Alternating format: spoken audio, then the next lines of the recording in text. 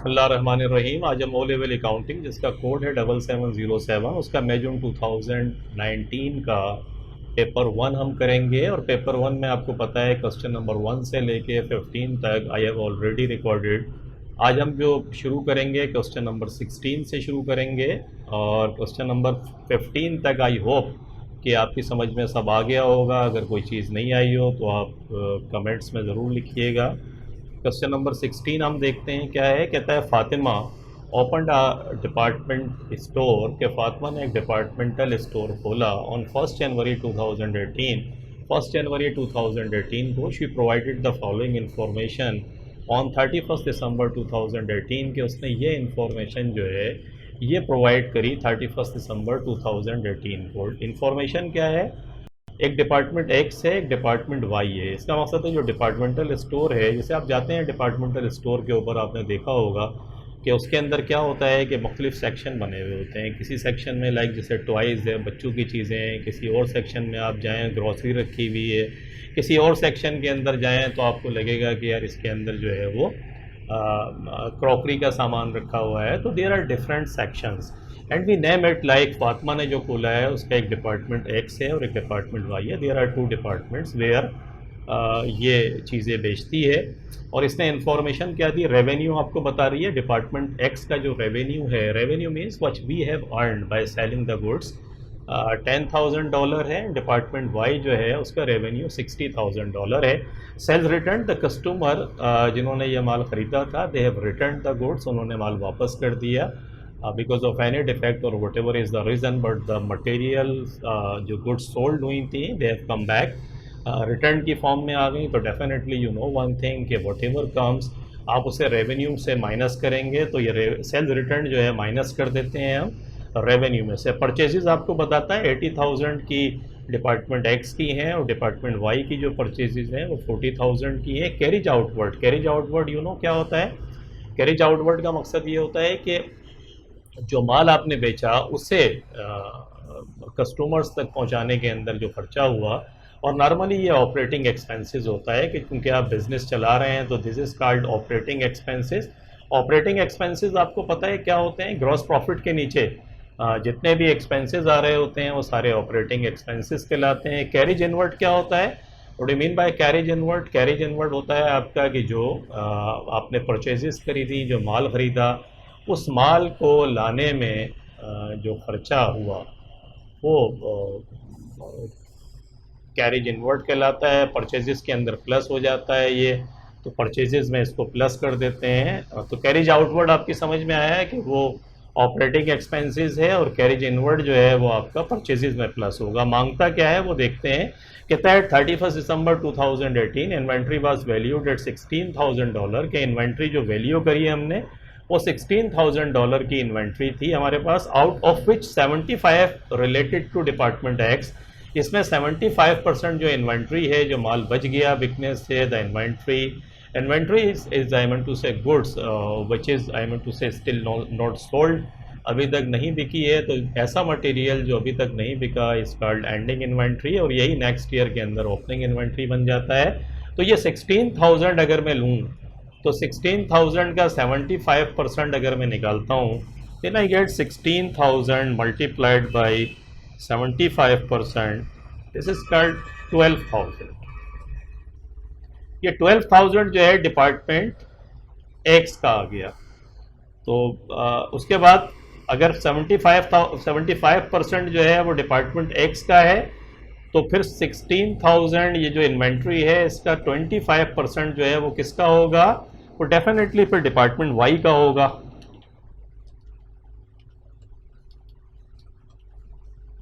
$4,000 department Y. तो 75% inventory relates to department X and it comes out $12,000 and 16,000 inventory का 25 कैसे निकाला आप पूछ सकते हैं, कहाँ से आ गया सर, ये एकदम था लिखा हुआ तो नहीं है। तो ये लिखा हुआ है, देखें 75% अगर एक्स का है तो डिपार्टमेंट है ही 2 हमारे पास, तो बाकी 25% बचेगा। 25% जो बचेगा वो फिर डिपार्टमेंट वाई का होगा। तो ये आपने डिपार्टमेंट वाई का 4,000 निकाल लिया। अब हमसे पूछता क्या है, what was the gross profit of department Y. ये बताएं कि डिपार्टमेंट वाई का ग्रॉस प्रॉफिट कितना होगा। अब डिपार्टमेंट वाई का ग्रॉस प्रॉफिट हम निकाल लेते हैं। डिपार्टमेंट वाई का रेवेन्यू देखें 60,000 है, तो रेवेन्यू जो है वो 60,000 है। इसमें से सेल्स रिटर्न जो है वो आप माइनस कर दें।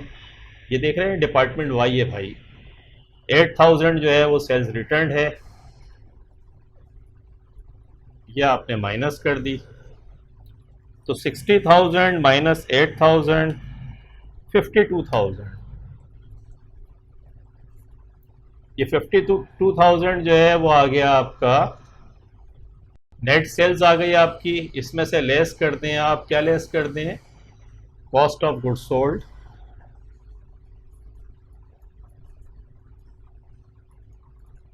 Cost of sales, cost of sales में देखें परचेजेस है। परचेजेस कितनी है आपके पास, परचेजेस दे रहा है ये आपको 40,000, देख रहे हैं आप, ये 40,000 ये आ गए। इसमें से लेस कर दें एंडिंग इन्वेंट्री, जो माल बिकने से रह गया। मर्चेंडाइज इन्वेंट्री 4,000 है, देख रहे हैं ये 4,000, but I have calculated 4,000 here. I will be taking it the figure from here to there, and cost of sales purchases 40,000 less 4,000 ending inventory, then I get 36,000.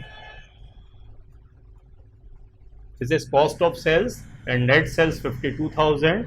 So if I deducted 50 from 52,000, 36,000, then 16,000. This is called gross profit.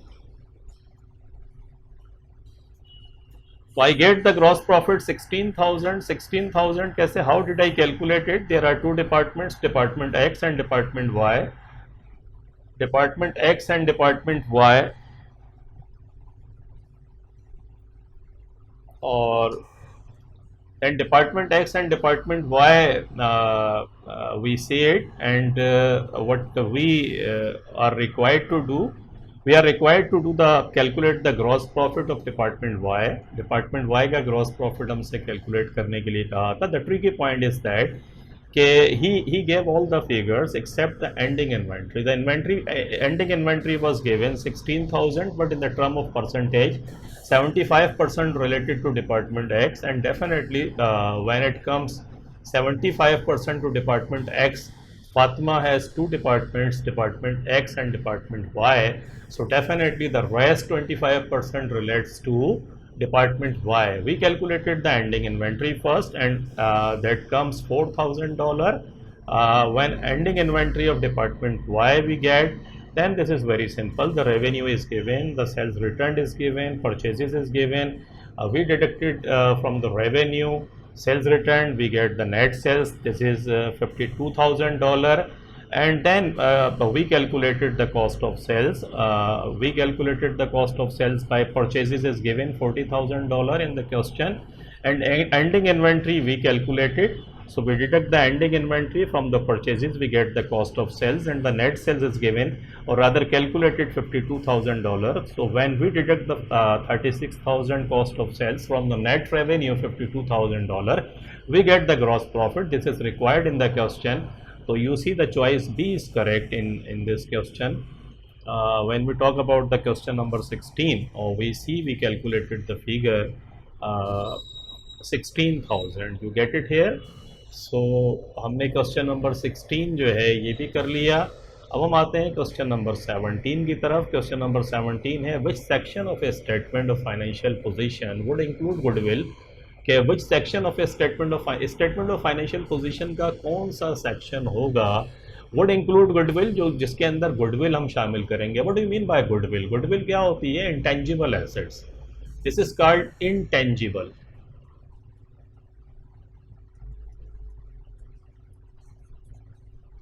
This is called intangible assets, means which you cannot, I mean to say, see, which you cannot touch. But this is asset. और normally asset कहाँ से आता है? Whenever you are going to be the partner of a partnership, तो rest of the partners जिन्होंने वो इस business establish किया है, वो they may take some amount for their contribution in the business. This is called goodwill. तो goodwill वहाँ calculate करते हैं when you buy a business, when जब आप कोई बिजनेस खरीदते हैं तो definitely the business has its own reputation, if the business is making profit, the location is good, it has many customers, so the excess amount which you pay, excess amount, what do you mean by excess amount? When we talk about the excess amount, we see can assets less liabilities, this is we have to pay. So for example, we are going to buy a business which has assets of $100,000 and the liabilities around $25,000. So in book, by the book value of these assets comes around $75,000, but we pay $150,000 for this business, means 75,000 more than the book value of this business. This is called goodwill. And how we and why do we pay this? We pay this क्योंकि ये क्या होता है, ये उस business का उन लोगों का कंट्रीब्यूशन है, because they did a lot of the good things. So वो एक इंटेंजिबल एसेट्स है, their efforts, their pain for startup, ये तमाम चीज़ें जो है नहीं आती, दीज आर कॉल्ड गुडविल. और गुडविल क्या है, इंटेंजिबल एसेट्स है, और इसका बेनिफिट्स जो है वो भी डेफिनेटली, जैसा कि मैंने आपको समझाया, इसका बेनिफिट भी काफ़ी मोर देन 1 ईयर तक आपको मिलता रहता है. और आप you know as I given you the example कि अगर कोई बिज़नेस आप ले रहे हैं तो जो कुछ भी वो बिल्ड हुआ है वो डेफिनेटली उसका जो बेनिफिट है you will be getting for many years. So definitely this is our not our current asset, this is our asset. Asset है हमारा, एसेट इसलिए है कि ये हमें बेनिफिट्स पहुंचाएगा. क्यों बेनिफिट्स पहुंचाएगा? आई हैव टोल्ड यू कि आपने बिज़नेस खरीदा और आप वो बिज़नेस की लोकेशन, वो बिज़नेस के कस्टमर्स, वो आपके भी इस बिज़नेस में आएंगे, तो they will be providing you the benefits for more than 1 year. And anything which is going to provide economic benefits for more than 1 year is called your asset. तो ये फिर नॉन करंट एसेट्स के अंदर आपका आएगा. तो question number 17 के अंदर अगर हम देखें तो क्वेश्चन नंबर 17 जो है उसकी जो राइट चॉइस है आपकी वो बनती है सी, क्योंकि ये नॉन करंट एसेट्स है. करंट एसेट्स नहीं है क्योंकि इसका बेनिफिट्स मोर देन 1 ईयर आपको मिलेगा. ये करंट लाइबिलिटी भी नहीं है आपकी, ये नॉन करंट लाइबिलिटी भी नहीं है. तो the right choice is C. Now we come to question number 18. At the end of the financial year Umar was owed $200. Umar was owed $200 by a credit customer. He has to collect money from a credit customer. And what money? $200. He has to collect $200 from a customer. He sold the goods to a customer. Now he has to receive this money from his customer. And he owed $10 for electricity. The electricity bill came for $10, and he owed. He owed means he didn't pay the bill, and he has to pay. This is liability. What he has to receive from the credit customer is called current assets, means debtor, trade receivable. And what he owed to electricity company is an expense, is a current liability, because he has to pay to the electricity company, and this is his current liability. He also had a 2-year bank loan of $5,000. He has a bank loan which he has to pay for I want to say 2 years. When a liability is going to be paid off for more than 1 year, the liability is called non-current liability. So the classification of all the things which is given in the question is very simple. First, $200 is our current assets, and $10 is our current liability, and 2-year bank loan is our non-current liability. तो 3 चीज़ें हैं, तीनों आसान है. देखें, उमर ने एक customer है, क्रेडिट कस्टमर, जिससे उमर को पैसे लेने हैं. तो जब उमर को पैसे लेने हैं तो ये हमारा करंट एसेट्स हो गया. उमर को लाइबिलिटी की पेमेंट करनी है $10 की, तो वो इलेक्ट्रिसिटी कंपनी को पेमेंट होनी है, तो वो करंट लाइबिलिटी हो गई. और 2-year बैंक लोन जो है मोर देन 1 ईयर है, तो नॉन करंट लाइबिलिटी. कहता क्या है, in which section of Umar's statement of financial position will these items appear. Umar के स्टेटमेंट ऑफ फाइनेंशियल पोजीशन के किस सेक्शन में ये चीज़ें आएंगी? तो देखिए, क्रेडिट कस्टमर तो हमारा करंट एसेट्स है, बिल्कुल सही है. अनपेड इलेक्ट्रिसिटी बिल हमारे करंट एसेट्स नहीं है, करंट लाइबिलिटी है. तो ये करंट लाइबिलिटी, ये करंट एसेट दोनों सही हो गए बी के अंदर. और ये लोन जो है, लोन नॉन करंट एसेट्स, ये इनकरेक्ट है. नॉन करंट लाइबिलिटीज अलबत्ता सही है. तो बी चॉइस अगर आप देखें, if you see the B choice, you see के in B choice what amount we have to collect from our credit customer is our current asset. तो it will be appearing in the current assets account.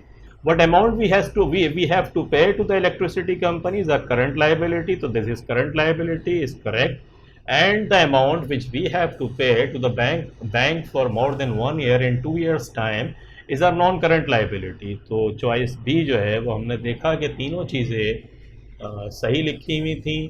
तो तीनों चीज़ें जब सही थी तो फिर हमने इसको करेक्ट कर दिया. तो तीन हमारे अकाउंट थे.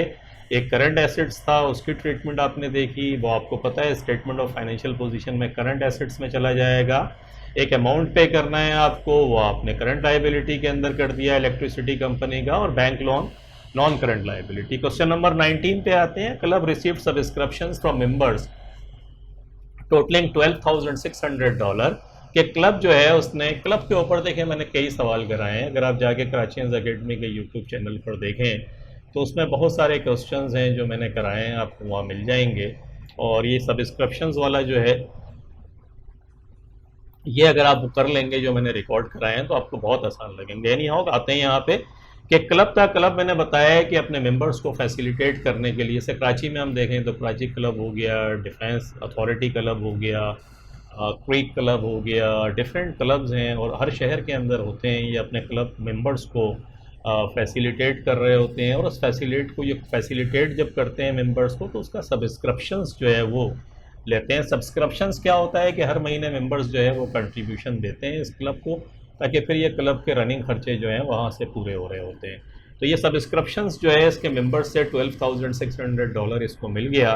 The following information was available, ये इन्फॉर्मेशन अवेलेबल थी. सब्सक्रिप्शंस पेड इन एडवांस के 30 अप्रैल 2018 को एक सब्सक्रिप्शंस जो था कुछ मेंबर्स ने एडवांस में पे कर दिया था, और उसी 30 अप्रैल की पोजीशन ये थी कि सब्सक्रिप्शंस इन एरियर्स कि कुछ कस्टमर्स ऐसे थे जिन्होंने एरियर्स में उनका चल रहा था. एरियर्स का मकसद क्या हुआ कि उन्होंने क्लब की फैसिलिटी तो अवेल कर ली थी लेकिन अभी तक उन्होंने उसकी अपने सब्सक्रिप्शंस के पैसे नहीं दिए थे. तो there are two kinds of customer हमारे मेंबर्स.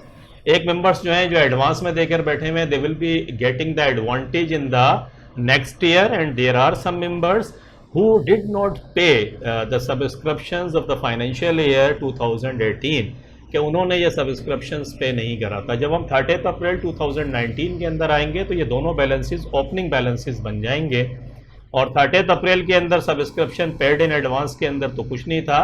अलबत्ता कुछ member, there are some members in 2019 at the end of the year who still, I mean to say, did not pay their subscriptions. So this is our asset. Asset means the members have utilized the place, but they did not pay the subscription. This is our asset, and the members who paid subscriptions in advance is our liability. So keep it in your mind. आपसे पूछता क्या है, कहता है विच amount appeared in the income and expenditure account. Club के case में normally income and expenditure account बनता है, तो कहता है इनकम एंड एक्सपेंडिचर अकाउंट के अंदर क्या जाएगा, for subscriptions for the year ended 30 अप्रैल 2019. 30 अप्रैल 2019 की बात कर रहा है, इसको जहन में रखिएगा. क्या होगा, कौन सा एक अमाउंट जो अभी इनकम एंड एक्सपेंडिचर में कौन सा अकाउंट जाएगा, विच वी हैव अर्न, जो एक्चुअली हमने कमाया. एडवांस की बात नहीं कर रहे हैं हम, जो हमें लेना है, जो कस्टमर्स ने एडवांस दिया उसकी बात नहीं कर रहे हैं. एक्चुअली वो अमाउंट जो कस्टमर्स ने फैसिलिटीज़ भी अवेल कर ली और हमने उसको अर्न कर लिया, that will go in the income and expenditure account. The amount which we actually earned, how we know, this is very simple. You need to prepare simple, just prepare the T account of the subscriptions. How will you prepare? Let's see. सबसे पहले आप opening balances को देखें. Subscriptions paid in advance, this is our liability, और liability always will go in the on the credit side. Just write it here. We are preparing the subscriptions account. The asset will appear on the debit side, and the liability and income will appear on the credit side. Keep it in your mind. Repeat it many times. We are preparing the subscription account. The assets account will be appearing on the debit side. This is our debit side, and revenue and liability will appear on the credit side. So 800, ये जो subscriptions in arrears था, आप देख रहे होंगे शुरू के अंदर, ये हमारा एसेट था, तो ये हमारा डेबिट साइड के ऊपर शो होगा.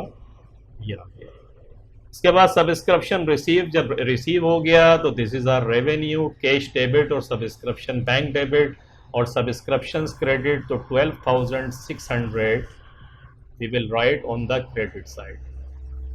And the ending balance of subscriptions in arrear. Subscriptions in arrear का एंडिंग बैलेंस आप समझ रहे हैं, what do mean by the ending balance of subscriptions in arrear? It shows our asset and the debit balance of the CD balance of the asset will appear on the credit side, balance CD. CD कितना होगा? 1100. So when we total it, 1,300, 12,600 and 1,100, we get 15,000 on the credit side, and on the debit side we have just 800. So how much we required? 15,000 less 800, we get 14,200. This is the subscription revenue. And देखें, we have been given 4 choices: 1100, 11,000, 11,600, 13,600 and then 14,200. We calculated 14,200, so we can safely say 19. The right choice is D. D choice हमारी सही है. How did we calculate? This is very simple. We prepared the subscriptions account. We see we have been given 2 balances, 2 opening balances. Definitely the balances are given at the end of the year at 30th April 2018. So in the year 2019, when we will be preparing the financial statement for the year 2019, these balances will be recording as I meant to say opening balances in 2019. So one is the liability account 1,300, which are members paid in advance. We wrote it in the on the credit side of the subscription ledger. And subscription in arrears is an asset account, and we recorded it as a opening balance on the debit side. So assets, as I have told you, asset will be recorded on the debit side of the subscription account, and liability and revenue will be recorded on the credit side. So again I am to say now at 30th April 2019 1100 is given as subscriptions in arrears. So ये हमारा asset है. जब ये हमारा asset है तो ये भी इसका अब जो बैलेंस CD होगा, आल्दो ये डेबिट साइड के ऊपर ही आएगा. आप कहेंगे कि मैंने क्रेडिट पे क्यों लिखा? इसलिए लिखा कि ये CD बैलेंस है. जब अगले साल हम नेक्स्ट ईयर आएंगे तो अगेन ये इसी डेबिट साइड के ऊपर आके 1100 अपीयर हो रहा होगा.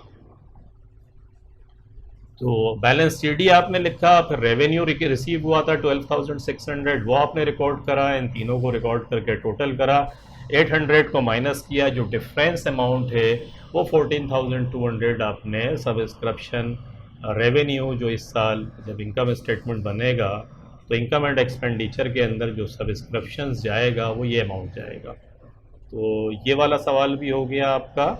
अब हम आते हैं क्वेश्चन नंबर 20 की तरफ. A golf club sales refreshment. A golf club है, इससे फिर देखें क्लब आ गया. Sales refreshment to its members, के अपने मेंबर्स को रिफ्रेशमेंट बेचता है. Suppliers of refreshment were owed $250 के जो सप्लायर्स हैं रिफ्रेशमेंट के वो ओड हैं, उनको पेमेंट करनी है $250 की ऑन 1 जनवरी 2018. 1 जनवरी 2018 को ये पेमेंट हमें करनी थी. एंड $400 ऑन 31 दिसंबर 2018. और 2018 यानी ओपनिंग बैलेंस जो था लाइबिलिटी का वो $250 था, और जो एंडिंग बैलेंस है क्योंकि $400 ऑन 31 दिसंबर, एंडिंग बैलेंस जो है वो $400 है. Payment to suppliers during the year was 7,200. Suppliers को जो पेमेंट करी है ड्यूरिंग द ईयर वो $7,200 की करी है. कहता है the inventory at the end of the year was $100 less than the inventory at the start of the year, की जो भी ओपनिंग इन्वेंट्री थी हमारी उसके मुकाबले में जो एंडिंग इन्वेंट्री थी वो $100 से कम थी. This is very tricky part. You have to remember कि इन्वेंट्री बताता है आपको कि इन्वेंट्री जो भी एंडिंग इन्वेंट्री थी वो $100 कम थी ओपनिंग इन्वेंट्री से. स्टार्ट ऑफ द ईयर के ऊपर जो भी इन्वेंट्री थी, एंडिंग इन्वेंट्री $100 से कम थी. तो सबसे पहले तो आप परचेजेस निकाल लें सप्लायर्स के लेजर को, सप्लायर्स का लेजर बना लें. You have to prepare, concept should be clear कि सप्लायर्स के लेजर में balance B D opening liability कितनी थी, we get $250, this is opening balance, and ending balance C D, ending कितनी थी, लाइबिलिटी का हमेशा क्रेडिट बैलेंस होता है और ईयर एंड के ऊपर क्योंकि ये $400 एंडिंग लाइबिलिटी है तो balance C D debit side के ऊपर आएगा, आपको पता है ये एक्चुअली क्रेडिट का ही बैलेंस है लेकिन डेबिट साइड पर आएगा। और नेक्स्ट ईयर जब हम जाएंगे तो इसी 250 की तरह नेक्स्ट ईयर क्या होगा कि ये 400 यहां पर आ जाएगा बैलेंस बीडी बन के। तो ये आप जहन में रखिएगा कि लाइबिलिटी का क्रेडिट बैलेंस होता है लेकिन जब उसका बैलेंस सीडी ईयर एंड के ऊपर या लेजर का बैलेंस कर रहे होते हैं तो क्रेडिट बैलेंस जो है वो बैलेंस सीडी बन के डेबिट साइड पर आ जाएगा और डेबिट का बैलेंस जो है वो क्रेडिट साइड पर, जैसे अभी हम ऊपर भी पढ़कर आ रहे थे। तो पेमेंट टू सप्लायर, जब सप्लायर को पेमेंट करेंगे तो एंट्री क्या पास करेंगे, सप्लायर को डेबिट कर देंगे और बैंक को क्रेडिट कर देंगे। तो बैंक की वजह से 7,200 से ये सप्लायर डेबिट हो गए। अब क्या हुआ, वी गेट 7,200 सप्लायर को डेबिट कर दिया, $400 का एंडिंग बैलेंस था, 7,600 इस साइड पर सिर्फ 250 है तो इसमें से माइनस कर दें 250, देन यू गेट 7,350। ये परचेजेस है, यानी सप्लायर को आपने क्रेडिट किया परचेजेस की वजह से। कंसेप्ट आपको पता है, यू नो कि जब हम क्या कर रहे होते हैं कि जब परचेजेस करते हैं तो एंट्री क्या पास करते हैं, परचेजेस को डेबिट करते हैं और सप्लायर को क्रेडिट करते हैं। तो देखिए ओपनिंग बैलेंस दिया हुआ था, opening balance was given in the question, ending balance was given in the question, you have been told कि how much amount was paid to the supplier, that is $7,200। so you know the journal entries के opening तो आपने उठा के balances की सूरत में लिख दी है, बैलेंस बीडी बैलेंस सीडी बना दिया। सप्लायर्स को जब पेमेंट करी है तो आपने सप्लायर अकाउंट को डेबिट कर दिया। अब जो डेबिट और क्रेडिट आई मीन टू से if you are going to make them equal, तो जो इसको इक्वल बनाने के लिए जो अमाउंट आएगा बराबर भी करना है आपको। यहाँ 7,600 है और ये लेजर आपका टाई बैक नहीं हो रहा है। और कंसेप्ट आपको पता है कि सप्लायर को हम कब क्रेडिट करते हैं, जब हम परचेजेस कर रहे होते हैं। तो परचेजेस का अमाउंट आपने निकाल लिया 7,350। अब वो कहता है कि ये बताएं what was the cost of sales, cost of sales जो है वो बताएं कितनी है। अब देखिए मैं कॉस्ट ऑफ सेल्स अगर आपकी निकालूं तो कॉस्ट ऑफ सेल्स कैसे निकालेंगे, फर्स्ट कर लेते हैं कि ओपनिंग इन्वेंट्री $500 थी। अभी हमें पता नहीं है, we are not given the amount of opening inventory, we have been told कि एंडिंग इन्वेंट्री जो है was $100 less than the inventory at the start of the year, कि जो भी ओपनिंग इन्वेंट्री थी $100 कम थी एंडिंग इन्वेंट्री। तो आपको पता है ओपनिंग इन्वेंट्री में ऐड कर दें purchases, how much is the amount 7,350। तो 7,350 प्लस 500 इट कम्स 7,850। इसमें से लेस कर दें ending inventory. Ending inventory opening inventory से $100 कम है तो कितनी होगी, 400 होगी। देखिए यही है ना, this is was we have been told के inventory at the end of the year was $100 less than the inventory at the start of the year, के $100 जो है वो कम है ओपनिंग से। तो ये 500 अगर ओपनिंग थी, ये फिगर मैंने जस्ट ली है समझाने के लिए, और फिर ये 500 है तो इससे $100 कम 400 हो गई। तो 7,850 less 400 I get 7,450 cost of sales. 7,450 आपके पास देखें 20th के अंदर है कोई अमाउंट लिखा हुआ 7,450 डी। तो डी आपने देखा कि 7,450 किस तरीके से आया, हमने कैसे कैलकुलेट किया। अगेन कंसेप्ट कि you need to prepare the ledger account, the concept should be clear, कि आपके कंसेप्ट सही होने चाहिए। अगर आपके कंसेप्ट सही हैं इसके अंदर तो फिर कोई प्रॉब्लम आपको नहीं होगी, और अगर कंसेप्ट सही नहीं है तो फिर प्रॉब्लम डेफिनेटली होगी आपको इसके अंदर। तो क्वेश्चन नंबर 20 पे हम अपने इस लेक्चर को रोकते हैं और नेक्स्ट इंशाल्लाह हम क्योंकि इसके अंदर काफ़ी कंसेप्ट भी आपने देखे इस्तेमाल हो रहे हैं, तो इसको आप देखें और देखकर समझें और फिर ख़ुद से करने की कोशिश करें। अगर आपकी समझ में ना आए तो फिर अपने कमेंट्स भी लिखिएगा और पूछें भी उसको जो आपकी समझ में नहीं आता। और ये नॉलेज जो हम स्प्रेड कर रहे हैं इसको दूसरों तक भी पहुंचाएं, अपने दोस्तों तक। Thank you very much for watching the video. Take care, अपना बहुत ख्याल रखिएगा। अल्लाह हाफिज़।